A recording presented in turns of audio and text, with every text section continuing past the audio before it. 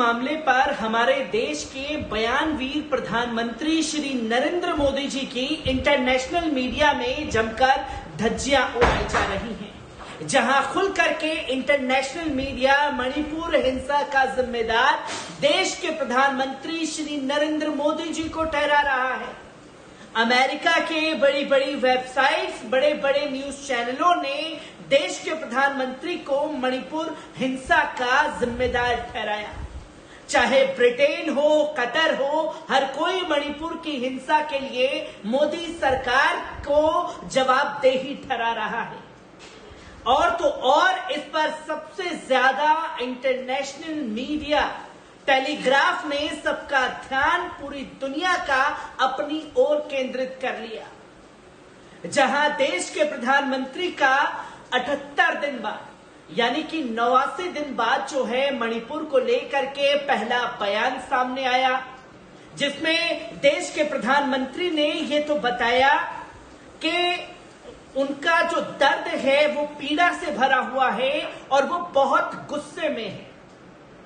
उनके इस बयान की हेडलाइन पर उनकी तस्वीर को काट करके घड़ियाली आंसू लगाए गए, जहां एक दो नहीं फ्रंट पेज पर 78 घड़ियाली आंसू बहाते हुए दिखाई दिए, जो देश के प्रधानमंत्री के घड़ियाली आंसू के ऊपर एक गहरा कटाक्ष था, जो दुनिया भर की मीडिया ने इस पर जम करके देश के प्रधानमंत्री की आलोचना की है। पर अफसोस, हमारा जो देश का गोदी मीडिया है, हमारे जो बड़े बड़े न्यूज चैनल हैं, वो मणिपुर हिंसा के लिए अब्दुल को ढूंढ निकाल लाए। और जहां अब्दुल का जिक्र सामने आया तो तमाम अंधभक्त जो 2-2 रुपए लेकर के ट्वीट करते हैं और माहौल बनाने की कोशिश करते हैं, वो लोग भी इस बहस में कूद गए। और जब वो बहस में कूदे तो भारतीय जनता पार्टी के नेता भी कहां इस संवेदनशील मुद्दे पर पीछे रहने वाले थे। उन्हें भी अब्दुल को इसमें घसीट कर लाना था, जिसकी तस्वीर लोगों के सामने आई। किस तरीके से मुस्लिम एंगल मणिपुर मामले में घुसाने की कोशिश मीडिया द्वारा, भक्तों द्वारा और भाजपाई द्वारा रही है, एक बार इस रिपोर्ट पर नजर डालिए। दोस्तों, समाचार एजेंसी ANI ने कल 20 जुलाई को मणिपुर गैंगरेप और वायरल वीडियो पर कथित रूप से अब्दुल नाम के एक व्यक्ति की गिरफ्तारी की खबर चलाई थी, जिस पर लगभग 12 घंटे बाद उसने माफी मांगते हुए उस खबर को हटा दिया। मगर अब तक ये खबर सोशल मीडिया पर आग की तरह फैल चुकी थी और खबर हटाए जाने के बावजूद मुस्लिमों के खिलाफ फिर एक बार देश में माहौल बनाने की कोशिशें भी तेज हो गई होंगी। हालांकि सच सामने आने के बाद माहौल पर कुछ विराम जरूर लगेगा। फेक न्यूज फैलाने के बाद अनुपम के सिंह के हैंडल से ट्वीट किया गया। तो चलिए, अब खुलासा हो गया है। बहुत बड़ी बात बताने जा रहा हूं, बहुत बड़ी।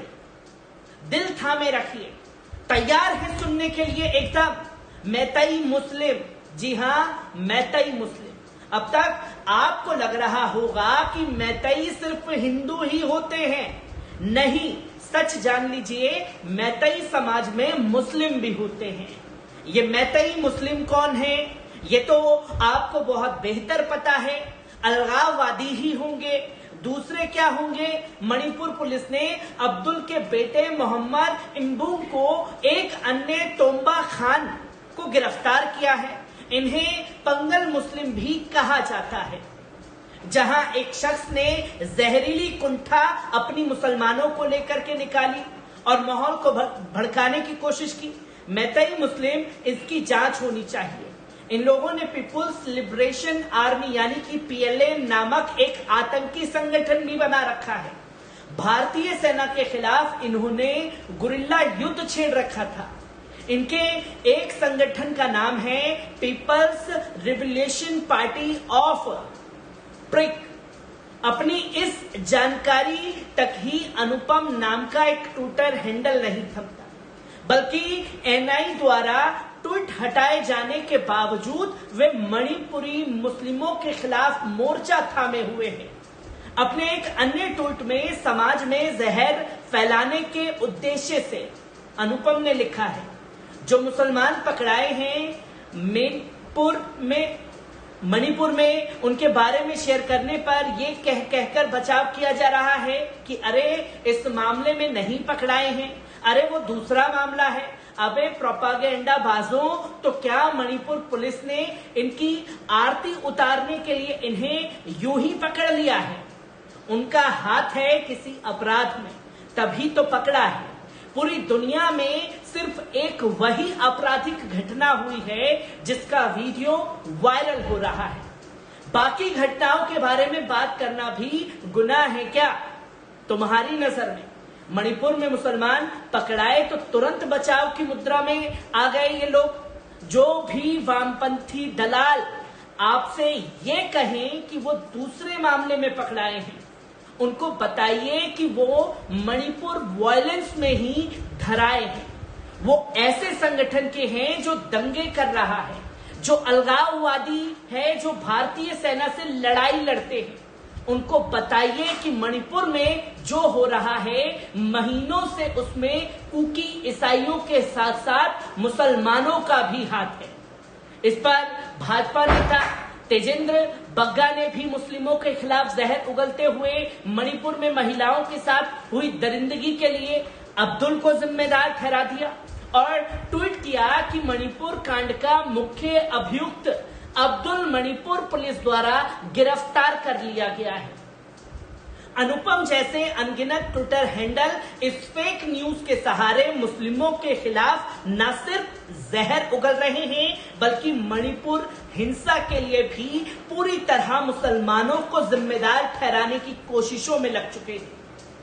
ट्वीट पर एएनआई द्वारा फेक न्यूज फैलाए जाने पर स्वाति मिश्रा लिखती हैं, एएनआई ने Manipur gang rape viral video में अब्दुल की गिरफ्तारी की फेक न्यूज फैलाई, फिर चुपके से ट्वीट डिलीट कर दिया गया।